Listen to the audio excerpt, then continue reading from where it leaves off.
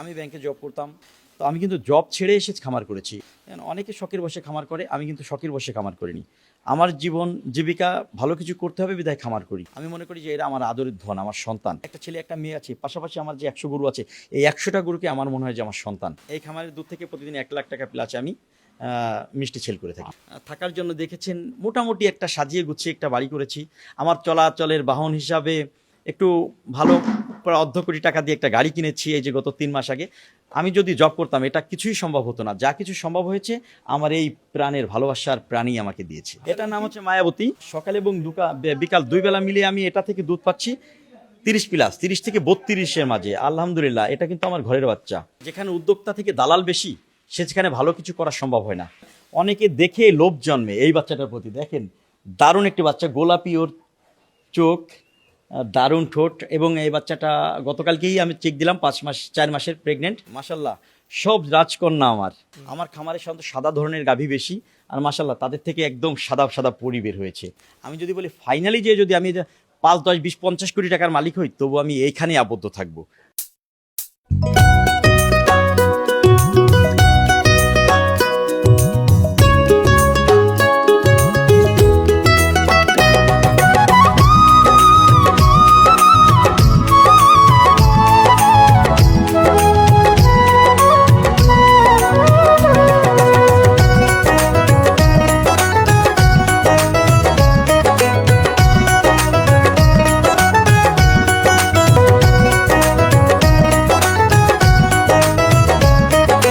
আসসালামু আলাইকুম সুপ্রিয় দর্শক, আশা করছি আপনারা সবাই ভালো আছেন। দর্শক বন্ধুরা, আজকে আপনাদের মাঝে একজন সফল ব্যক্তির সফলতার গল্প আপনাদের মাঝে তুলে ধরবো। আজকে আমরা চলে আসছি গোপালগঞ্জ জেলার কাশিয়ানী উপজেলার হুগলাকান্দি গ্রামে অগ্র ডেইরি ফার্মে, যার উদ্যোক্তা হচ্ছেন গিয়াসউদ্দিন ভাই, যিনি মূলত ব্যাংকে চাকরি করতেন। তো উনি ব্যাংকের চাকরি ছেড়ে ৮ বছর পূর্বে মাত্র কয়েকটি গাভী দিয়ে ওনার খামারে যাত্রা শুরু করেছিলেন। বর্তমানে কিন্তু ওনার খামারে গাভী প্লাস বাছুর মিলে ১০০+ গরু রয়েছে, এবং উনি কিন্তু ওনার ফার্ম থেকে বর্তমানে প্রতিদিন ৭০০ থেকে ৮০০ লিটার দুধ পেয়ে থাকেন। এবং উনি কিন্তু এই দুধগুলো থেকেই উনি মিষ্টি উৎপাদন করে ওনার ৪টা মিষ্টির ব্রাঞ্চ রয়েছে, সেখানে কিন্তু এই মিষ্টিগুলো উনি বিক্রি করছেন, যেখানে প্রতিদিন প্রায় ১,০০,০০০ টাকার উপরে কিন্তু মিষ্টি বিক্রি হচ্ছে। উনি কিন্তু এই খামার করে বেশ সফলতা লাভ করেছেন। প্রতি বছরই কিন্তু ওনার খামার উনি বড় করছেন, এবং যেখানে কিন্তু গাভীর সংখ্যা বৃদ্ধি পাচ্ছে, এবং বর্তমানে কিন্তু ওনার ফার্মে প্রায় কোটি টাকার উপরে গাভী রয়েছে। এবং এই খামারের আয় দিয়েই কিন্তু উনি গাড়ি করেছেন, বাড়ি করেছেন। আলহামদুলিল্লাহ, উনি খুবই সফল। অনেকেই কিন্তু খামার করে আসলে লস খান, খামার বন্ধ করে দেন। তো সেই জায়গায় কিন্তু গিয়াস ভাই সম্পূর্ণ ব্যতিক্রম। উনি কিন্তু খামার করে দিন দিন উত্তরোত্তর সফলতা লাভ করছেন। তো আজকে আমরা আপনাদেরকে ওনার সফলতার মূল মন্ত্রই জানানোর চেষ্টা করব, যে উনি আসলে কিভাবে এই গাভীগুলো লালন পালন করছেন, কিভাবে এই গাভী লালন পালন করে উনি এখান থেকে সফলতা লাভ করেছেন, সেই বিষয়ে বিস্তারিত আলোচনা করেছি। আপনারা যারা গাভী লালন পালন বিষয়ে জানতে চান, আপনারা এই ভিডিওটি শুরু থেকে শেষ পর্যন্ত দেখবেন, আশা করি উপকৃত হবেন। তো চলুন আমরা কথা বলি গিয়াস ভাইয়ের সাথে এবং আপনাদেরকে বিস্তারিত জানাই।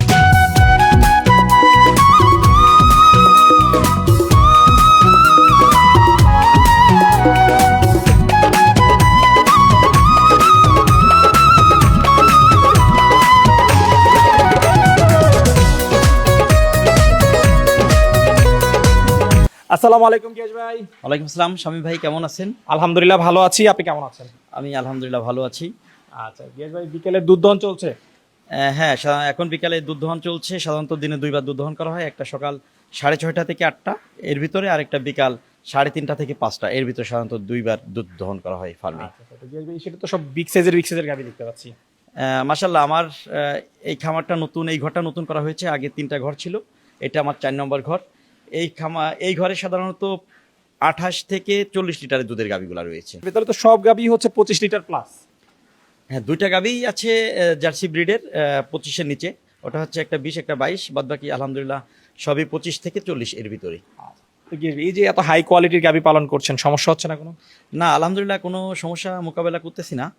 কারণ আজকে আমার খামারের 8 বছর শেষ হচ্ছে, 9 পদার্পণ করব। আসলে এটা একটা মানুষের জীবনের অনেক লম্বা সময় হলেও একটা খামারের জন্য আদর্শ সময় হচ্ছে 7-8 বছর।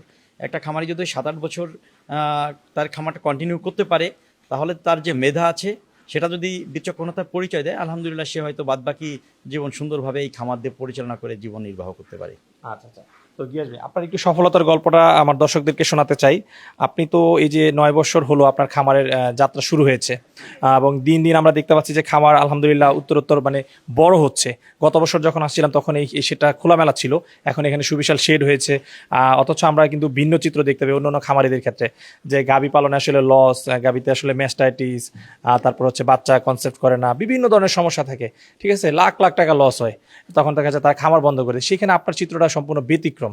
প্রতি বছরই খামার বড় করতেছেন, শেড বাড়তেছে, গরু বাড়তেছে। তো আসলে আপনি কিভাবে আসলে যে সফলতার সাথে গাভীগুলো লালন পালন করছেন সেই সম্পর্কে যদি একটু বিস্তারিত একটু যে আমার দর্শকদের উদ্দেশ্যে বলতেন। আসলে একটা খামার করার জন্য বেশ কিছু প্ল্যান থাকে। আমরা যদি প্ল্যান মাফিক কাজ করি তাহলে যে কোনো কাজে আমরা সফলতা পেতে পারি। কারণ একটা কাজ সফলতা পাওয়ার মেন যে সময়টা সেটা হচ্ছে প্ল্যানিং। এই প্ল্যানিংটা যদি ঠিক থাকে তাহলে কিন্তু কাজের অর্ধেকই আমরা এগিয়ে যেতে পারি। অনেকে শখের বসে খামার করে, আমি কিন্তু শখের বসে খামার করিনি। আমার জীবন জীবিকা ভালো কিছু করতে হবে বিধায় খামার করেছি। আমি ব্যাংকে জব করতাম, প্রাইম ব্যাংকে জব করতাম। তো আমি কিন্তু জব ছেড়ে এসে খামার করেছি। আমি যদি এখান থেকে কোনোভাবে পিছিয়ে যেতাম বা ব্যর্থ হতাম তাহলে কিন্তু আমার জীবনটা এরকম থাকতো না। তাহলে কিন্তু আমি সমাজে এইভাবে নিজেকে যেভাবে মেলে ধরছি এভাবে মেলে ধরতে পারতাম না। এই খামারের মাধ্যমে কিন্তু আমাকে সারা বাংলাদেশে অনেক লোকই চেনে। আপনি প্রতি বছর একবার আমার খামারে আসেন, যেটা খামারের পহেলা বৈশাখ আমি খামার শুরু করি, সেই সময় আসেন। আসলে আপনাকেও ধন্যবাদ আমার এখানে আসার জন্য। আর আমার যে সফলতার চিত্র সেটা গল্পের আকারে আপনি তুলে ধরেন, এজন্য আপনার প্রতি আন্তরিক কৃতজ্ঞতা এবং অভিবাদন। আসলে দেখেন, একটা খামার আমি যদি মানব দেহের সাথে বা একটা ইঞ্জিনের সাথে তুলনা করি তাহলে দেখবেন যে একটা ইঞ্জিনের জন্য বিভিন্ন ধরনের পার্টস পাতি লাগে। একটা পার্টস পাতি ছাড়া কিন্তু একটা ইঞ্জিন দেখবেন যে বিকল হয়ে যায়। অর্থাৎ সব কিছুই একটা ইঞ্জিনের সব পার্টসের যেমন সমান গুরুত্ব, একটা খামারের কিন্তু তেমনিভাবে গুরুত্ব রয়েছে। যেমন গুরুত্বটা কেমন, সর্বপ্রথম আপনার ভালো গাভী লাগবে। তারপরে গাভী মেনটেন করার জন্য যারা দক্ষ ভালো লিভার লাগবে। তারপরে গাভী কম্পোর্ট পায়, এই কম্পোর্ট দেওয়ার জন্য ভালো একটা প্লেস লাগবে। আচ্ছা, এরপরে ভালো ঘাস লাগবে। তারপরে কি লাগবে, ভালো সিকিউরিটি লাগবে। অর্থাৎ টোটাল একটা প্যাকেজ। এই প্যাকেজ যদি আপনি সব কিছু আলহামদুলিল্লাহ ভালো করে দিতে পারেন তাহলে কিন্তু বছর শেষে আপনি টিকে থাকবেন। না হলে দেখবেন যে আপনার ব্যর্থতায় আপনি পর্যবেসিত হবেন। আর আস্তে আস্তে এইটাই মানুষ ধরে নেবে যে আসলে এই যে গল্পগুলা এটা শুধুমাত্র ভিউ বাড়ানোর একটা প্রয়াস। আসলে তা না। আমরা যারা পরিকল্পিতভাবে খামার করি, আমরা যদি পরিকল্পনা অনুযায়ী খামার করি, আমাদের যেসব ভাইয়েরাই যে আমার খামারে কাজ করছে, কিতাব আছে, আয়েব আছে, আমি খামার করেছি 8 বছর অলরেডি, শেষে 9 পদার্পণ করছি। এরা কিন্তু আমার খামার শুরুতে ঘর দেওয়া থেকে আমার এখানে আছে, এখন পর্যন্ত আলহামদুলিল্লাহ একে ধরে রাখছি। একটা গাভী কিন্তু ওকে চেনে, এই গাভীটা ও দহন করতেছে, গাভীটা কিন্তু ওকে চেনে। আজকে এ দহন না করে যখন আরেকজন ব্যক্তি দহন করবে তখন কিন্তু ওই গাভীটা কমফোর্ট ফিল করবে না। আমি যদি অপরিচিত একজন মানুষের সাথে গল্প করতে যাই তাহলে কিন্তু সে আমাকে স্বাভাবিকভাবে নেবে না। আর ওই ব্যক্তিরা যখন আমার কাছে বারবার একইভাবে আসবে তখন কিন্তু ওকে আমার কি মনে হবে, আমার হৃদয়ের মানুষ মনে হবে। তখন এই গাভীটাও দেখেন, আমার প্রতিটা গাভী আমাকে চেনে, আমার প্রতিটা গাভী খামারের প্রতিটা গাভীর নাম আছে। আমার এই সেটে 22টা গাভী আছে, 22টা গাভীর 22টা নাম আছে, যেগুলো বাচ্চা আছে সবগুলোর নাম আছে। অর্থাৎ আমি প্যাকেজ আকারে এদের সাথে চলি। এদের সকাল থেকে এদের শুরু হয় কর্মযোগ্য, এরা সন্ধ্যা পর্যন্ত এদের কর্মযোগ্য শেষ হয় না। এদের সর্বোচ্চ কমফোর্ট দেওয়ার জন্য যা যা লাগে আমি সব চেষ্টা করি। আমি মনে করি যে এরা আমার আদরের ধন, আমার সন্তান। আমার দুটো ছেলে, একটা ছেলে একটা মেয়ে আছে, পাশাপাশি আমার যে 100 গরু আছে, এই 100টা গরুকে আমার মনে হয় যে আমার সন্তান। এই সন্তান নামক জিনিসটা, এইটা ওদেরকে আমি আমার হৃদয়ে ধারণ করতে পেরেছি বিধায় কিন্তু আমি এটা আলহামদুলিল্লাহ টিকে আছি এবং সফলতা পাওয়ার যে মূল মন্ত্র সেটার দিকে আস্তে আস্তে ধাবিত হচ্ছি। আরেকটা ব্যাপার আছে কি, জীবের প্রেম করে যেজন সেইজন সেবিছে ঈশ্বর। আসলে ঈশ্বরের আরাধনা তো আমরা সবাই করি, কিন্তু ঈশ্বর কয়জনকে পছন্দ করে? তো আমি আমার এই গাভীর মাধ্যমে, এই গরুর মাধ্যমে, গবাদি পশুর মাধ্যমে যেমন আমি আলহামদুলিল্লাহ অনেকটা প্রতিষ্ঠিত পেয়েছি, এদের নিয়ে আমি বাদবাকি জীবন এগিয়ে যেতে চাই। এই যে আপনি 4-5টা পরিকল্পনার কথা বলেন যে খামার করে সফলতার যে মূল মন্ত্রগুলো, এই জিনিসগুলো মূলত আপনি কোথা থেকে শিখেছেন বা কিভাবে শিখেছেন? আসলে ভাইয়া, বাংলা একটা প্রবাদ আছে, গাইতে গাইতে গায়েন। অ্যাকচুয়ালি আমি পোস্ট গ্রাজুয়েশন করেছি মার্কেটিংয়ে। আমি মার্কেটিং সাবজেক্টটা খুব ভালো বুঝি। কিভাবে একটা প্রোডাক্টের মার্কেটে একটা কনজিউমার কিভাবে প্রোডাক্টটা লুফে নিবে সেই প্রসেসটা কিন্তু আমি খুব ভালো বুঝি। কিন্তু এই প্রসেসের পাশাপাশি যে জিনিসটা বুঝতে শিখেছি যে এই যে আমার গবাদি পশু, আমার প্রাণের গাভীগুলা, এইগুলার মমত্ববোধ, আসলে মমত্ববোধ থেকেই আমি শিখেছি, অর্থাৎ যেখানে ঠেকেছি সেখান থেকে শিখেছি। অনেকে কি করি, একটা গাবি কনসেপ্ট করে না 2 বার 4 বার 5 বার বীজ দেই, কনসেপ্ট করে না, শেষ পর্যন্ত কি করি আমরা সেটাকে কষাই কি দিয়ে দেই। আমি তা করি না, আমি কিন্তু ভেঙে পড়ি না। আমার যখন 5 বার এটা কনসেপ্ট না করে তখন আমি হয়তো সার প্রয়োগ করি, অথবা আদার্স কিছু আছে, মেডিসিন আছে হরমোনাল, সেইগুলো আমি ব্যবহার করে আমি সাধারণত চেষ্টা করি যে ওর থেকে আরেকটা বাচ্চা কিভাবে নেওয়া যায়। আচ্ছা, ঠিক আছে।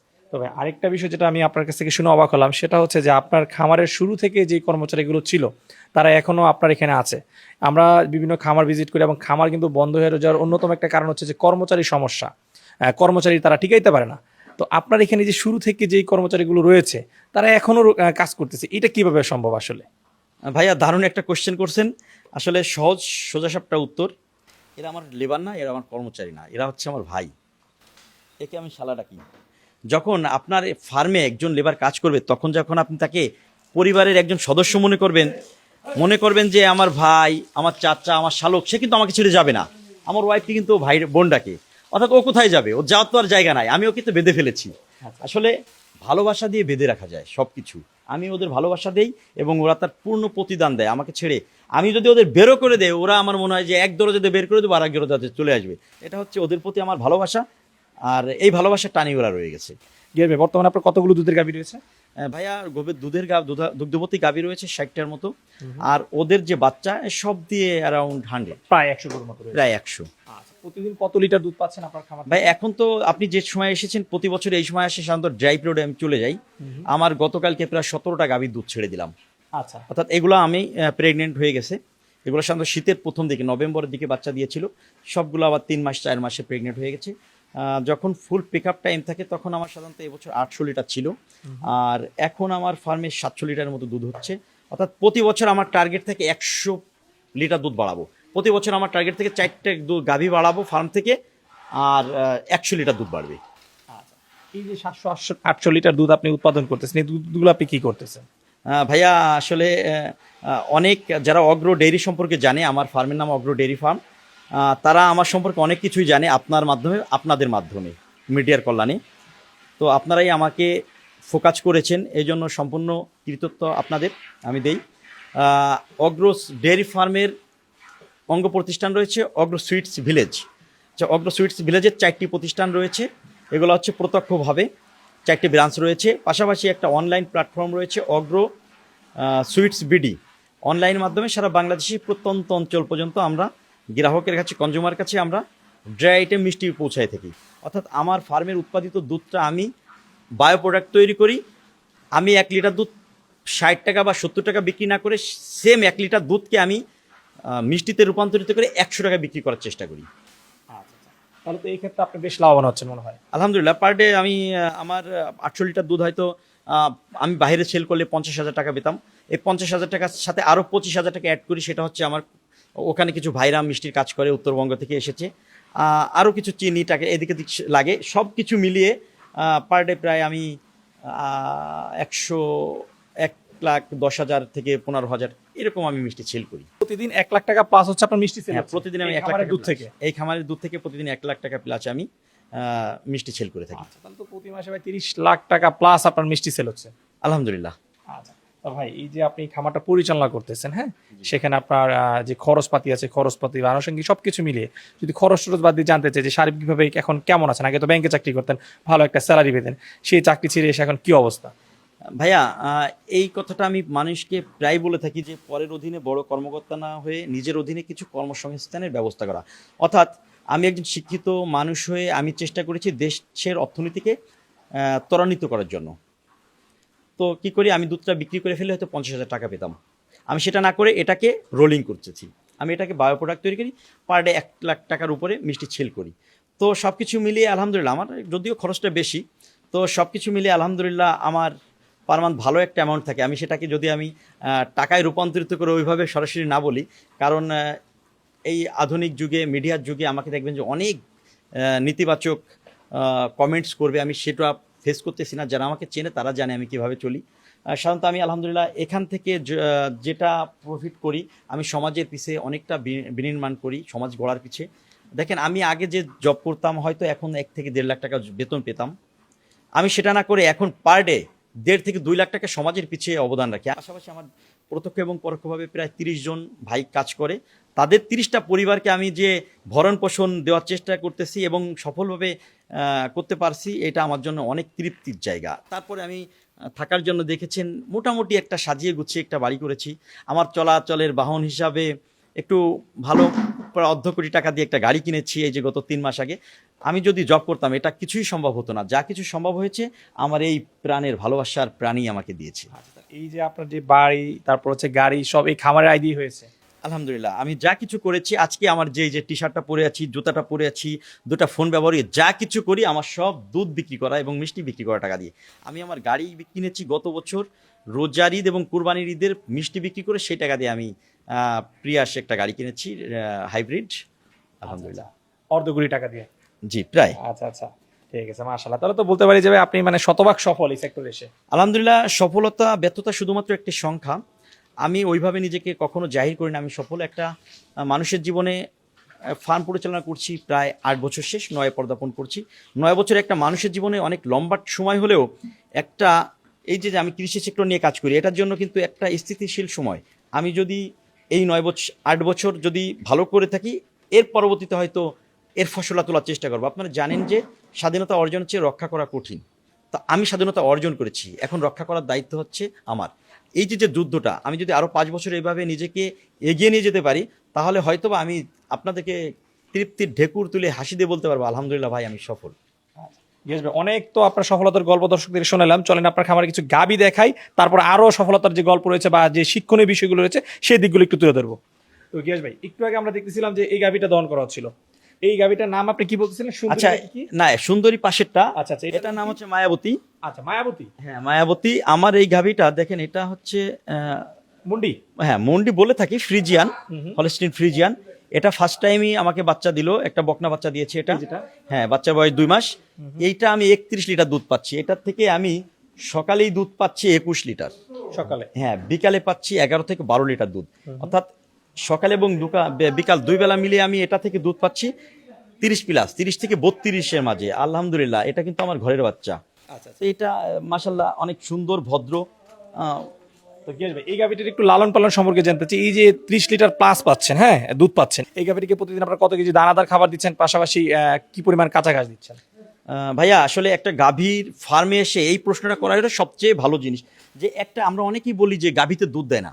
আসলে কেন গাভীতে দুধ দেয় না? গাভী যদি ভালো মানের হয়, ভালো জাতের হয়, আসলে ওকে যদি আপনি ভালো কম্পোর্ট দিতে পারেন, আমি অ্যাফোর্ড দিতে পারি, ওর থেকে তো আমি সর্বোচ্চ রেজাল্টটা নিতে পারি। আমি একে প্রায় প্রতিদিন 12 কেজি প্লাস দানাদার খাবার দিই। সেটা হচ্ছে বাজার থেকে সর্বোচ্চ উৎকৃষ্ট মানের দানাদার থেকে আমি নিজেই কালেক্ট করি, নিজে কালেক্ট করে ওটাকে মিশ্রণ করে আমার যে ভাইয়েরা আছে এখানে কাজ করে, ওরা সকালে এটাকে 7 কেজি, বিকালে 5 কেজি দুধ দেয়।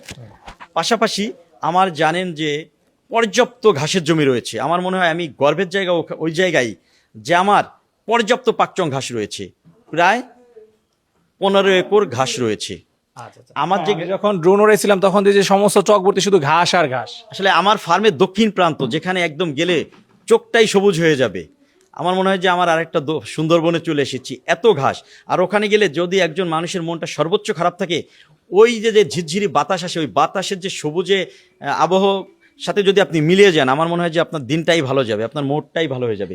সেই ফার্মের পাশের ঘাস, সবুজ ঘাস, সেই ঘাস দিয়েই আমি এই গরুগুলাকে সাধারণত খাওয়াই থাকি। তো আমার প্রতিটা গরুকে 2 বেলা মিলে 40 কেজির উপরে এক একটা গরুকে আমি কাঁচা ঘাস দিয়ে থাকি। 40 কেজির উপরে? হ্যাঁ। আচ্ছা, আর হচ্ছে 12 কেজি দানাদার খাবার। 12 কেজি দানাদার খাবার। বেশ কিছু বড় সাইজের গাভী দেখতেছি এখানে। কত লিটার থেকে কত লিটার দুধের গাভী রয়েছে? সব গাভী সাধারণত 25 লিটারের উপরে, 25 থেকে 40। তো এই যে গাভীগুলা, এগুলা ড্রাই চলে আসছে, এগুলা সাধারণত সামনে বাচ্চা দেবে, দুধ মেরে দিচ্ছি। তো আমার খামারে যে গাভীগুলাই আছে আলহামদুলিল্লাহ খুব ভালো রেঞ্জের গাভী, ভালো দুধের। আমরা যদি একটু জানতে চাই যে আমাদের সামনে যে গাভীটা রয়েছে, এটা কয়টা বাচ্চা দিয়েছে এখন পর্যন্ত আপনার খামারে? এটা আমার ফার্মের বাচ্চা, এর নাম হচ্ছে মধু। এটা 2টা বাচ্চা দিয়েছে, 3য়বারের জন্য আবারও প্রেগনেন্ট। তো আলহামদুলিল্লাহ, প্রথম বিয়ে যখন বাচ্চা দেয় ফার্স্ট ইস্যুতে আমি ওর থেকে দুধ পেয়েছিলাম 28 লিটার। এবছর আমি 33 পেয়েছি। আশা করি যে ইনশাল্লাহ থার্ড বা চতুর্থ বিয়ে 40 লিটার দুধের গাভী হবে। 40 লিটার? আচ্ছা, তাহলে তো বলতে পারি বাংলাদেশের প্রেক্ষাপটে সর্বোচ্চ মানে দুধের গাভী। আলহামদুলিল্লাহ, আমার এই লেভেলেরই গাভী, আমার খামারে প্রায় 25টা গাভী আছে এই একই লেভেলের। এই যে এত হাই কোয়ালিটির গাভীগুলো আপনি তৈরি করছেন, এটা কিভাবে করতেছেন মূলত? আসলে আমি 8 বছর যাবত জাত উন্নয়ন, অনেকে জাত উন্নয়ন করে, আর আমি উন্নত জাত নিয়ে কাজ করি। আমার যখন খামার শুরু করি 4টে গাভী দিয়ে, তখন যে গাভীগুলো নিয়ে এসেছিলাম সেগুলোও কিন্তু মোটামুটি 18-20 লিটারের গাভী ছিল। সেখান থেকে পর্যায়ক্রমে তাদের বাচ্চা দিয়ে আমি সাধারণত ব্যারাক এবং এডিএলের বীজ ইউজ করি।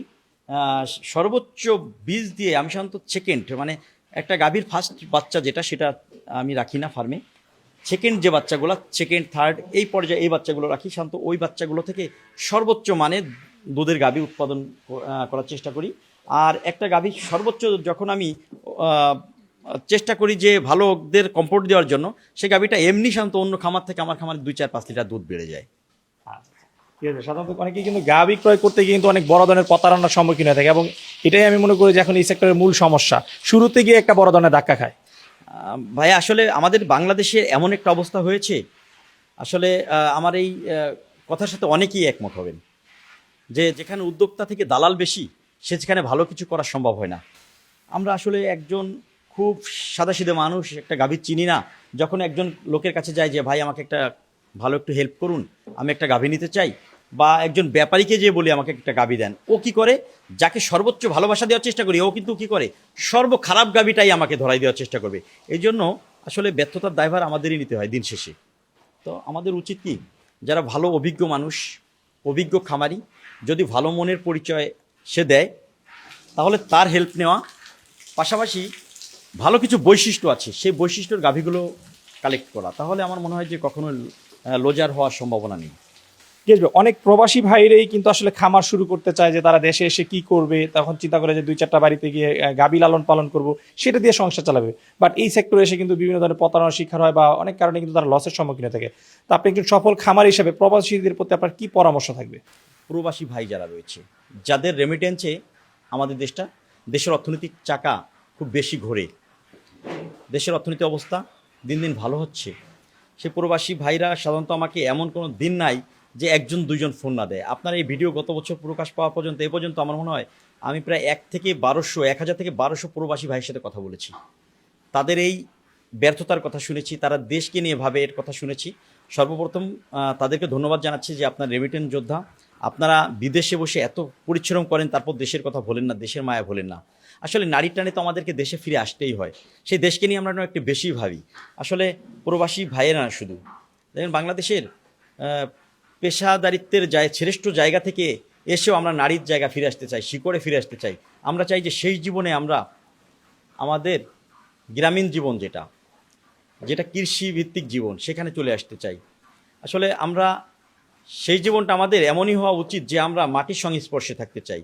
তো প্রবাসী ভাইরা সাধারণত অনেকেই ভুল করে এই জন্য যে ওনারা হুটহাট সিদ্ধান্ত নিয়ে ফেলে, অনেক দালালের কথায় প্ররোচনায় পড়ে প্রতারিত হয়।